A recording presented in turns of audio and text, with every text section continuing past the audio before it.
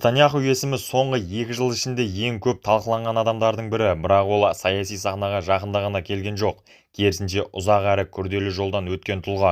Ол арнайы күштер бөлімінде қызмет етіп құпия операцияларға қатысқан, жастық шағында білім алып, бизнес-консультант ретінде жұмыс істеген, кейін премьер-министр кеңесші қызметін атқарған, Израильдің біріккен ұлттар ұйымындағы өкіл лауазымында да еңбек еткен. Осы аралықта ол зерттеу орталығында жұмыс істеп, лаңкестікке қарсы халықаралық сарапшы ретінде де танымал бола алды. Бүгін Израиль қоғамында біреулер аса шебер стратег, ал енді біреулер авторитарлық лидер ретінде қабылдайтын саяси тұлға туралы әңгімелесеміз. Сондай-ақ оған қарсы жергілікті және халықаралық соттарда қозғалған қылмыстық істер жөнінде де мәлімет береміз. Оның студенттік жылдарынан бастап алған тәжірибесі мен дипломатиялық миссиялары Нетаньяхуға ақш элитасына жақындауға, Америка үкіметінің қалай ойлайтынын ішкі жағынан түсінуге мүмкіндік берген. Ол бұл туралы бірнеше рет айтып, Израиль үкіметіне жүгініп, мұны одан артық ешкім түсіне алмайтынын атап өткен. Басқа жағынан алғанда ол мұхит артындағы топтармен байланыстарын саяси сахнадағы беделін күшейту үшін пайдаланған. Нетаньяху Израиль үкіметін ең ұзақ басқарған премьер-министрі. Бұл лауазымға жету үшін ол қоғамдық пікірді манипуляциялау және медиамен жұмыс істеу қабілетін тиімді қолданған. Сонымен қатар жоғары билік үшін күресте оның саяси сахнада жинаған құнды тәжірибесі де маңызды рөл атқарған. Беньямин Нетаньяху 1949 жылы Тель-Авив қаласында дүниеге келген. Оның әкесі поляк текті Бенсион Нетаньяху болған. Ол жазушы әрі саясаткерлердің бірі еді. Анасының тамырда Литва еврейлеріне барып тіреледі. Бенсион Нетаньяху білім мен жұмыс себепті белгілі бір уақыт отбасымен бірге ақшта тұрған. Бұл кішкентай Нетаньяхуға ақш жүйесімен танысуға және ағылшын тілін жетік меңгеруге мүмкіндік берген. Биби деген лақап аты да дәл сол жерде қалыптасқан. 6 күндік соғыс басталған 1970 жылы отбасы Израильге қайта оралды. Биби армияның әуе десант арнайы бөлімшесіне қабылданды. Жас сарбаз резервтік және көмекші бөлімдерде жүргізілген операцияларға қатысқан. Сондай-ақ 1972 жылы Бен-Гурион әуежайында кепілге алынған Сабена 571 рейсін босату операциясына қатысып, иығынан жарақат алған. Соған қарамастан жоғары білім алғанға дейін әскери қызметін жалғастырды. 1977 жылы Беньяминнің ағасы Йонатан Нетаньяху әуе десант бөлімінің командирі ретінде Угандаға жіберілді. Оларға кепілге алынған израильдіктерді босату міндеті жүктелді. Арнайы операция сәтті аяқталды, бірақ Йонатан Нетаньяху сол операция кезінде қаза тапты. Осыдан кейін Биби ағасының атына лаңкестікпен күреске арналған орталық құрды. Бұл оның саясатқа жасаған алғашқы қадам болды.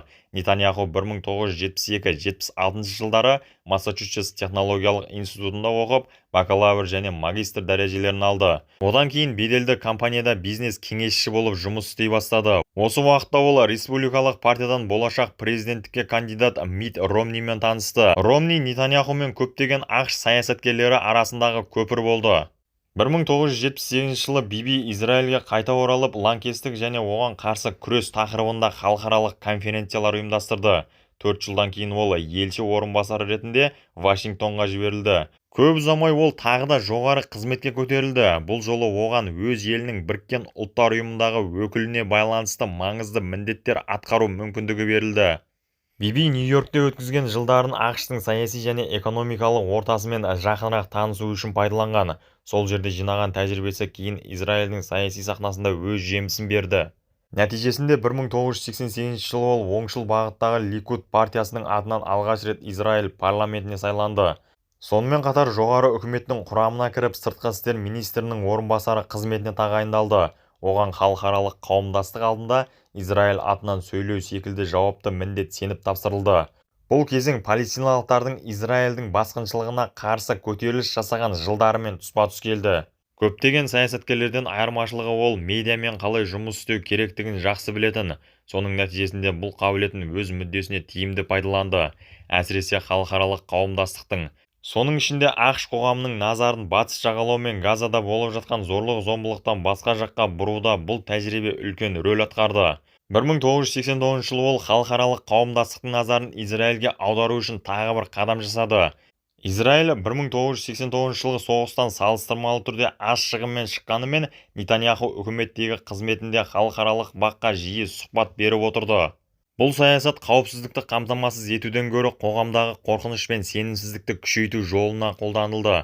Оның саяси риторикасы негізінен арабтарға және олар қолдайтын палестиналық ұйымдарға қарсы бағытталды. Нетаньяху 1990 жылы ішкі сайлау нәтижесінде халықтың қолдауымен Ликуд партиясының жетекшісіне айналды. Бірақ сол кезеңде Израиль үкіметі құпия түрде палестиналық ұйымдармен келіссөз жүргізіп жатқан еді. Бұл процесс 1990 жылы Осло келісімдерінің жасалуымен аяқталды. Келісімге сәйкес Израиль Палестинаға автономиялық құқық беруі керек болды, ал басып алынған аумақтарға қоныстанған израильдіктер ол жерлерден кетуі тиіс еді. Әрине бұл әсіресе қатаң оңшыл көзқарастағы қоныстанушылар мен ұлтшыл израильдіктердің қатты наразылығын туғызды. Олар сол кездегі премьер-министр Ицхак Рабинді Израиль мүддесіне қарсы саясат жүргізді деп айыптап, жаппай акциялар мен наразылық шерулерін бастады. Бұл қозғалысқа Ликуд мүшелері жетекшілік етті. Сол уақытта Нетаньяху да ерекше белсенділік танытып, ұлтшыл топтардың Рабинге деген өшпенділігін күшейте түсті. Ликуд жақтастары көшелерде Рабинге өлім, қанмен отпен Рабинді қуамыз деген ұрандарды көтерді. Нәтижесінде 1995 жылы радикал көзқарастағы студенттердің бірі премьер-министрге оқ атып өлтірді. Бұл оқиға бейбітшілік процестеріне жасалған ауыр соққы болды. Ицхак Рабин өлтірілгеннен кейін үкіметті уақытша басқару міндеті сыртқы істер министрі Шимон Переске жүктелді. Алайда бір жылдан соң өткен сайлауда Нетаньяху аз ғана айырмашылықпен жеңіске жетті. Осылайша Биби 1996 жылы алғаш рет Израильдің премьер-министрі атанды. Бірақ ол үкімет басшысы ретінде үлкен беделге ие бола алмады. Сайлауалды науқанда ол оңшыл күштердің сеніміне кіру үшін ол Палестинамен бейбіт келіссөздерді тоқтататынын айтқан еді. Алайда билікке келген соң бұрынғы үкімет қол қойған келісімдердің шарттарын сақтауға мәжбүр болды. Сондықтан бейбіт процесс баяу әрі қайшылықтарға толы болса да жалғаса берді. Бұл жағдай оны билікке әкелген ұлтшыл топтардың наразылығын туғызды, ал орталық және солшыл сайлаушылар премьер-министрге сенімсіздікпен қарады. Соның нәтижесінде Нетаньяху құрған коалиция ыдырап кетті. 1999 жылы қайта сайлау өткізуге тура келді. Бұл жолы сайлаушылардың көбі бұрынғы премьер-министр бастаған қарсы лагерді қолдады. Нетаньяху тек үкіметтен ғана емес, саясаттан да уақытша кетті. Ол Ликуд партиясының жетекшілігін Ариэль Шаронға тапсырып, ақш-қа аттанды. Ол жерде лаңкестік тақырыбында дәрістер оқып, түрлі байланыстар орнатты. Алайда 2002 жылы Ариэль Шарон оны Израильге қайта шақырып сыртқы істер министрі қызметін ұсынды. Бұл кезең ең шиеленіскен уақытқа сәйкес келді. Биби елдің басты дипломаты ретінде батыс елдерінің Израильге қолдауын күшейтуге тырысты. Дегенмен Ариэль Шарон үкіметі 2005 жылы Израиль әскерін Газа секторынан шығарып, еврей қоныстанушыларын эвакуациялады. Бұл қадам Ликуд және басқа да оңшыл сайлаушыларға ұнамады. Нетаньяху болса жағдай қиындай бастағанда қаржы министрі қызметінен кетіп қалды. Кейін Ариэль Шарон Ликуд партиясынан шығып, Кадима атты жаңа партия құрды. 2006 жылы сайлауда Биби бұрынғы серіктестерінен жеңілді. Бірақ бұл жолғы жеңілістен кейін Нетаньяху саясаттан кеткен жоқ. Ол түрлі аймақтарды аралап, оңшыл және діни топтардың жетекшілерімен кездесіп жүрді. Осы арқылы ол өз партиясының беделін қайта күшейтті. 2009 жылы сайлауда Кадима партиясы көбірек дауыс алғанымен Нетаньяху коалиция құруға қол жеткізді. Осылайша ол екінші рет Израиль премьер-министрі атанды. Нетаньяху тактикалық одақтар құруды, коалиция қалыптастыруды және қоғамдық пікірге ықпал етуді өте жақсы меңгерді. Бұл оған 2013, 2015, 2020 және 2022 жылдардағы сайлауларда жеңіске жету мүмкіндігін берді. Алайда оның саяси мансабы тек табыстан тұрмады. Мысалы 2019 жылы Израиль прокуратурасы оған қарсы 3 қылмыстық іс қозғады. Тергеу бойынша Нетаньяху отбасы ықпалды кәсіпкерлерден қымбат сыйлықтар алған және кейбір медиа ресурстарға артықшылықтар берген деген айыптар тағылды. Бұл сот процестері әлі күнге дейін жалғасып жатыр. Нетаньяху соңғы жылдары үлкен саяси қысымға тап болды. 2025 жылы оның айналасында Катаргейт жанжалы шықты. Тергеу Нетаньяхудың жақын кеңесшілеріне қатысты жүргізіліп жатыр. Олар Катар мүддесін қорғау үшін пара алды деген күдікке ілінді.